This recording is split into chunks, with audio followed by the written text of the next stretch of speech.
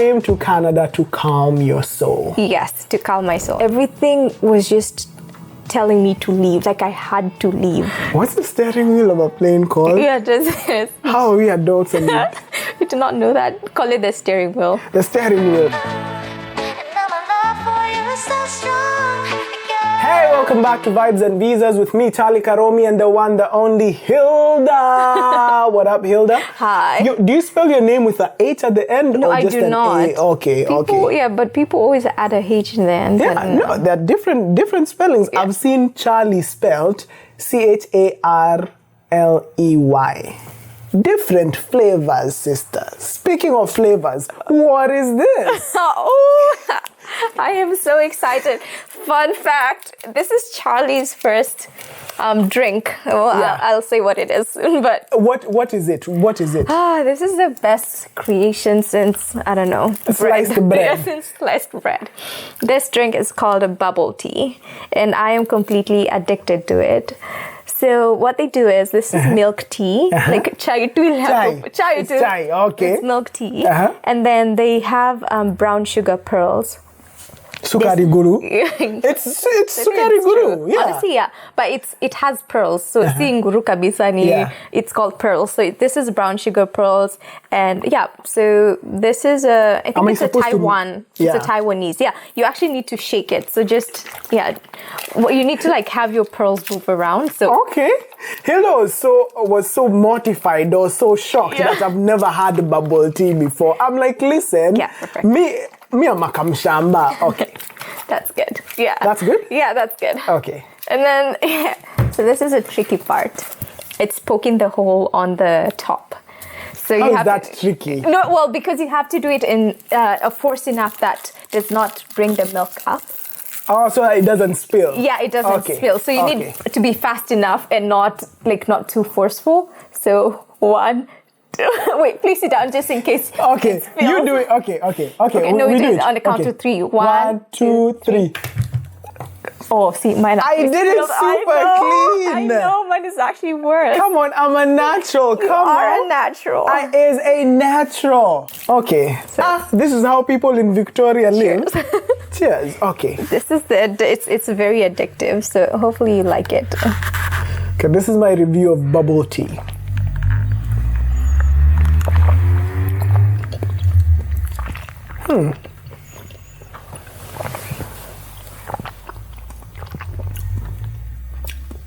Have you had some pearls? No, wait. It's supposed to. It's supposed to go up, like you can taste it. And then chew it. So that's tapioca. Okay. How is that? Okay. But they're like a million flavors. But I love milk tea more than other flavors. They're like fruity teas. But this is one of my favorite ones.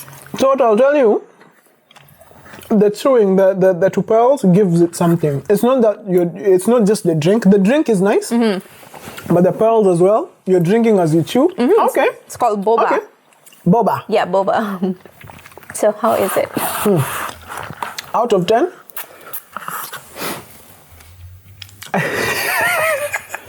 Out of 10, I give it an 8. You know what? That's not too bad. It's not too bad. It's not too bad. It's not for everybody though, but I mean, is it a double mocha milkshake from Java? It is not. Because that is where it is. It's true. Java, if anyone is watching from Java, I love the double mocha. If you can send one to Canada, I will appreciate. But yeah, it's really nice. Especially the chewy things. It's called boba, yeah. But I feel like it grows on you. The first time you try it, it's not as, I don't know, it's not as good. But I'm seeing. I'm seeing. Right? It's really good. Okay.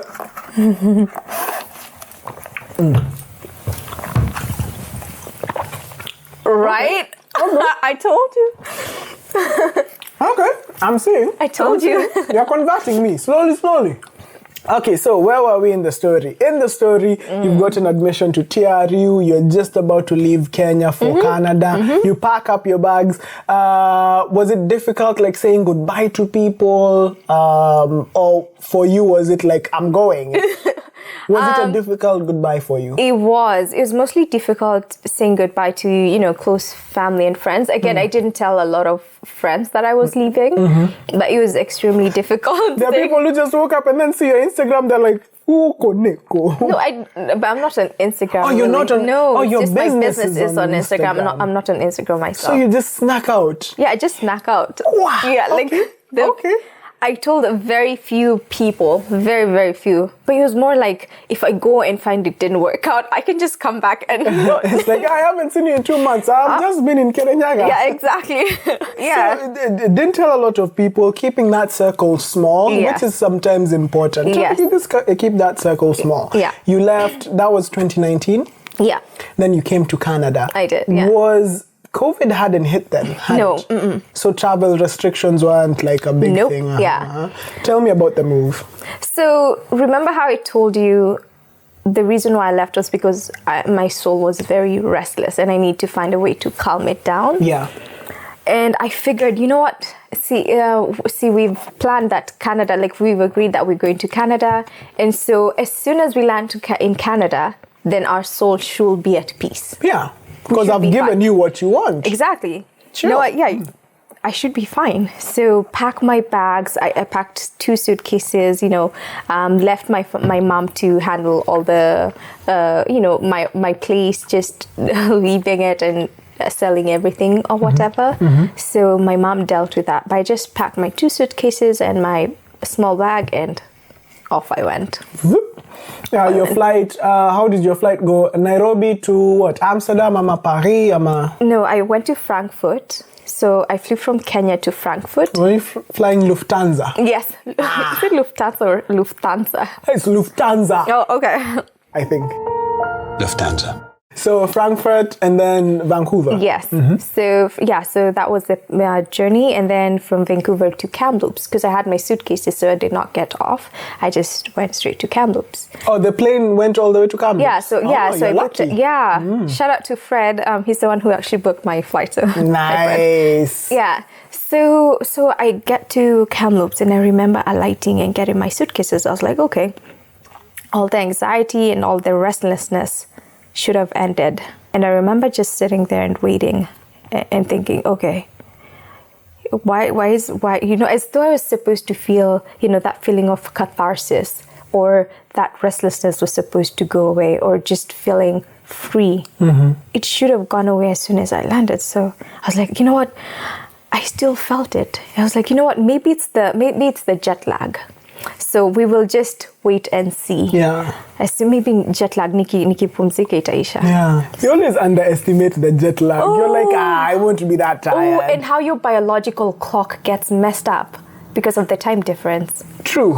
Because it was like, but we're supposed to be asleep right now, but the sun is here. Exactly. But I'm tired. So should we sleep? Should we not sleep? Exactly. Yeah. So 2 days straight of sleeping. No, I don't even think it was 2 days. I think it took me 1 week to recover completely. Yeah.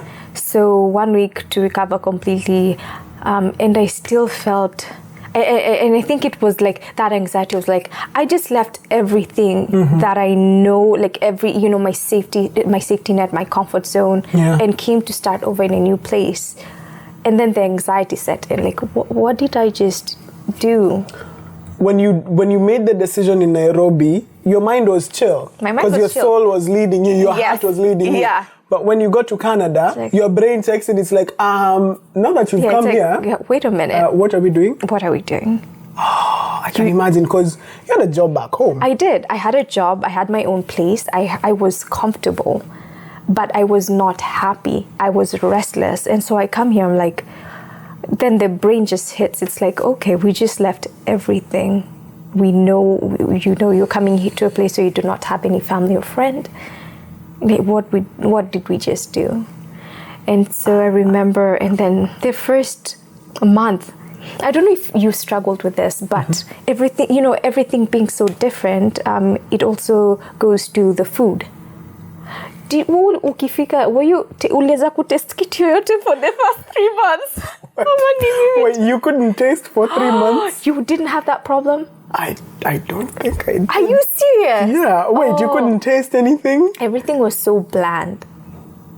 I could not taste. Like, everything was just sijui. No, it was not tasty at all. I didn't experience that. Like, for me, when I landed, my wife and a friend of ours picked me up from the airport.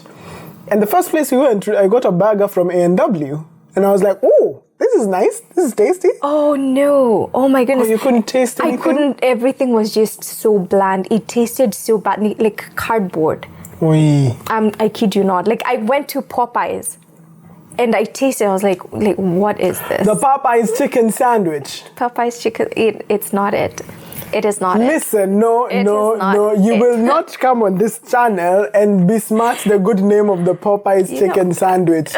There, no. We'll not. If you're like, it's fine. So you even had the chicken sandwich? I Nothing. did. I went to Wendy's. I went to McDonald's.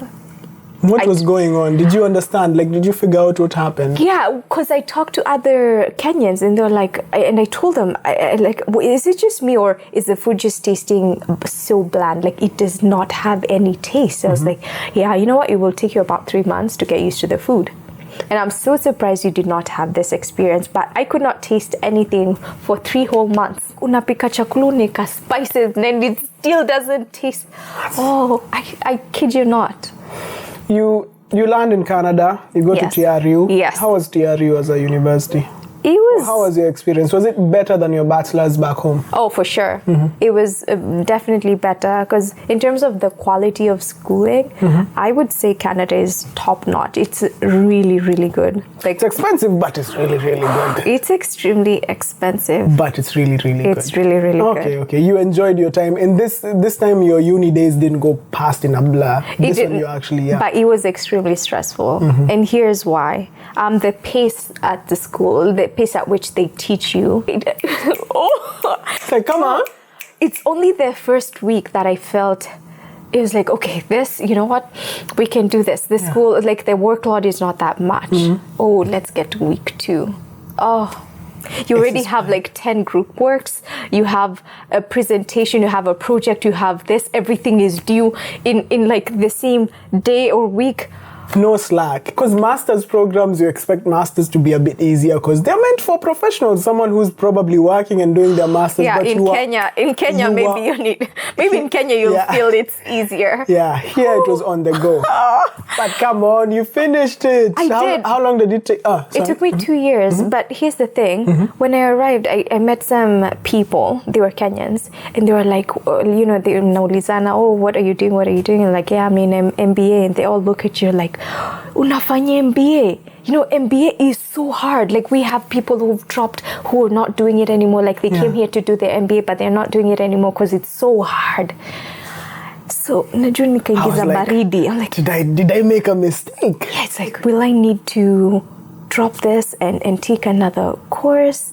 Yeah. What will I do? Because everyone says it's hard and people are dropping out. Like, kwani iko na nini?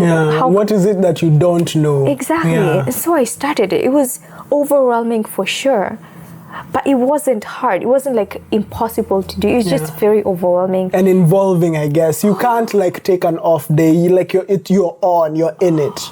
Charlie, if I tell you, like even just thinking about it just scares me. But it was, and then the thing is, I started working. So, I think maybe you know this, but when you land here, you do not get an office job that, you do not get a good job. Just because you had this job in Kenya, you come here, my friend. Because the thing is, you, with your 5 years of experience in a corporate job in Nairobi, you're at the same level as a high schooler in Canada. So guess what the first job I got when I came here? What was your first job in Canada? I was working in a hotel. Like a restaurant or a hotel? Hotel. What were you doing? Housekeeping. Housekeeping. Nice. Because, it's the easiest job you can get as soon as you... Yeah, and you're using your hands. I worked at Best Buy. A friend of mine worked at the A&W. Like, you take there are a lot of jobs here, but you can't come in expecting to be handed the cushy corporate office job. Yes. Yeah. And I knew that because my mom had warned me about that, but I think I didn't realize how tasking it was. Because working in a hotel, like I have such big, like Canada will humble you. Canada will humble you too. It's like, oh, you think you're the, come down here, come down here. And nobody cares. And then the best thing is that nobody cares what you're doing, or like no one cares about, oh, like you have a fancy phone, you have a fancy car. And then also there's another difference. Correct me if I'm wrong. Here's the thing. Back home, the class difference is immense. Like someone working a corporate job versus someone working a more physical job, the difference in class, the places that corporate job worker will be hanging out or they'll be doing, they are here and the other person is here. In Canada, the thing is social class isn't that different. Because I feel like back home there's a shame. It's like, oh, you're working where? In a hotel doing that, but here it's a normal job, because who do you expect to do that job? It's a job. It's something that has to be done. And here, whether you work as housekeeping or you work in like some corporate job, tapatana kwa supermarket buying the same things. We'll meet up in the restaurant and I'll be before you and I'll take the table. So it's different here. Like I don't know, social class is a bit different here. Yeah, it's like it's non-existent. There's barely, because even when you go, you'll find a millionaire not driving their car, they're biking to work or walking, because it's such a big thing here. And so coming here, nobody cares what you're doing. Or however fancy you are, no one cares about that. Which is a really good thing. It is. Yeah. But like I had such a huge respect for people who do manual jobs, because it's something that I've never done before. I knew I was coming to do that, but I didn't realize how tasking it was. And so I got a job and I would work over the weekends because, yes, my mom is paying for my school fees, which is insanely expensive, but I need to also, finance my, get money for rent and food. Yeah. And also for life, because you go out for drinks with friends, you do this, you see something nice, you get it, Exactly. And so, and you think that you're coming with Kenyan money, that it's so much money. It's worthless. It's worthless. Oh, my goodness. Exchange rate will be the death of you. I know. You and all your OIM savings, you have nothing, Jon Snow. Yeah. You got nothing. We were joking before this, saying how I could not afford to buy meat as a student for months. Oh, nilikuja Canada. Oh my God, you're a vegetarian. It's like, no, meat is just very expensive. It's very expensive. It's very expensive. Oh my goodness. Yeah, you go to superstore, unabai nini? Kamande, yeah. Like a big one, you boil it here. Yeah. No, I totally understand that. No, but once you get a job and you start earning some money in Canadian dollars, then at least you can spend and you're a bit more comfortable. Yeah. Yeah. But that does not happen as soon as you land. It's a long while before you get comfortable, and people need to realize that it will not be a smooth sailing. Like you won't arrive and then expect everything to just be, Yeah. So I do school, and then December, and then January ndio COVID ikahit. January 2020. About I think March. Yeah, around March, because that's when the lockdown started. So I remember lockdown ikianze. I remember I was in Sun Peaks working. Have you been to Sun Peaks? It's the place where people go to ski. So I was in Sun Peaks working, and I remember everything shutting down, and then everyone just freaking out, nobody knows about COVID. And that the worst thing about that time was that I did not have any family or concrete, friendship. You're still trying to build that. So it was such a scary time. And so since I was working in a hotel, hotels closed down. So you do not have a job and you have to stay put wherever you are. Were you living at the hotel at the time? No, I was not. I used to leave Kamloops to Sun Peaks is about 45 minutes. And I used to have friends who would drive. So I would go with them and we would work together and then come back. So COVID hit you in Kamloops. Do you move from Kamloops? I do. So I knew people. I knew a few people who, well, not a few, 2 people who mentioned Victoria. It's like, Victoria. So I looked it up. I was like, okay, Victoria, it's a very touristy place. It's a very nice place. The weather's not as bad as Kamloops, because Kamloops is really cold. Yeah. But what I really wanted was that, remember, I still wanted to be an entrepreneur. Yeah. That was my calling. Yeah. And so once I saw Victoria and I saw it's a touristy place, it was like no-brainer. It's like, we are moving. Yeah, Maasai Handicrafts is made for tourists, for people who want to experience different cultures. Exactly. Yeah. So me and my 2 bags, my 2 suitcases, packed up and left Kamloops. But what about school? Were you done with school by that point? No, I just finished. I believe I had just finished my first year. But TRU is in Kamloops. Why are you coming to Victoria? Well, remote learning. Yeah. I could do that. So I could leave and just stay anywhere and not be, stationed at one place. I could go anywhere I wanted. So you packed your bags, Kamloops to Victoria. Let's to Victoria, yes. And it's not a short journey. It's actually quite it's 2 far. or 3 hours. No, I think but I think 3 hours from Kamloops to Vancouver, and then from Vancouver to here it's Ferry. ferry, and then driving here. So it's like about 4 or 5 hours. It's a 4 or 5 hour journey from Kamloops, from where I was staying. So I left Kamloops and I came to Victoria. Who did you live with in Victoria? No, I knew a friend. So you had a place to. Yes, I had a place. Yeah, I had a place to go to, because again, this girl cannot afford. Like, Victoria is very expensive. It is. It's very expensive, and but Canada as a whole, if you're fast migrating to Canada, personally found it to be quite expensive to be able to afford a place on your own. It's something maybe you can do later on, but it's co-sharing spaces, that at least makes some financial sense. It does. Okay. So you move to Victoria, you start remote learning, like from the house. You start your business. No. So I'm still in school, I'm still learning, but I do not have a job.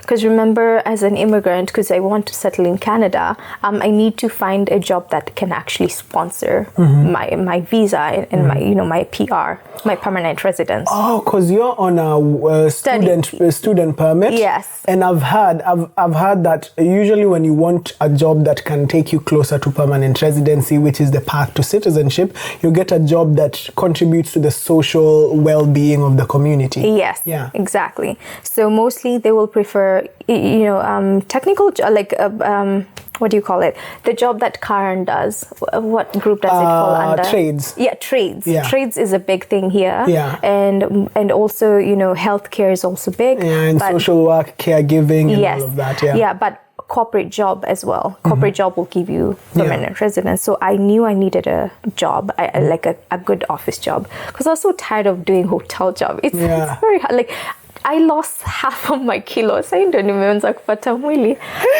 But they are lagging things are like, Yeah. I was like, I think I was half this size when I was coming to Victoria. I know. So what job did you find? Was it easy for you to get a job? Because finding a job like an office job isn't easy. Oh, it is hard. Yeah. It's not so easy. So how long did you interview for? And how many places did you interview? Just one.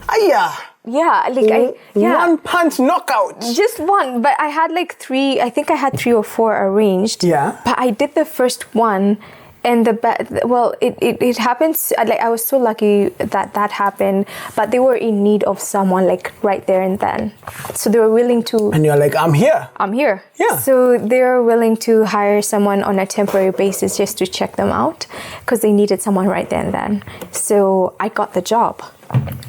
And, it's really hard. Well, it's not really hard, just not to discourage anyone out there, but it's hard getting a job as an immigrant if you do not have the, papers here. Yeah. It's not as easy as someone who has the papers. Yeah. And as a student as well, you can only work a certain number of hours in a week. Yeah. So, God bless my boss. Her name is Noreen, but she took a chance on me. The fact that I am a student, the fact that I'm an immigrant, and the fact that I do not even have Canadian papers, she took a shot, like she took a chance on me, and she just hired me. Oh, Noreen. I know, she's... Big shout out to Noreen. I know, I'll probably make her watch this. If you are an employer, remember the wise words of both Hilda and Was it ABBA? Chance on me. Take a chance on me. Is that ABBA? Oh, I have no idea. Do you know the song? No. Chance on me. That's all I ask of you, honey. Take a chance. Let me tell you, I'm from a different generation. Anyway, wait, let's pause the story right there. So you've gotten a job with Noreen. She's taken a chance on you. She's hired you. Yeah. Let's take a pause there. When we come back, we'll talk about how that job transitioned into you restarting Masai Handicrafts. Yeah. Because it had gone dormant for a while. Yes. So restarting it in a foreign land and being true to your central Kenya self. Yeah. Where you go somewhere and you start a biashara. know. We'll talk about that in just a bit. So the story of how Hilda did that, started her business in Canada, in just a bit. You're watching Vybes N Visas. Take a chance on me. It's like an ABBA song. Take a chance on me. Now my love for you is so strong.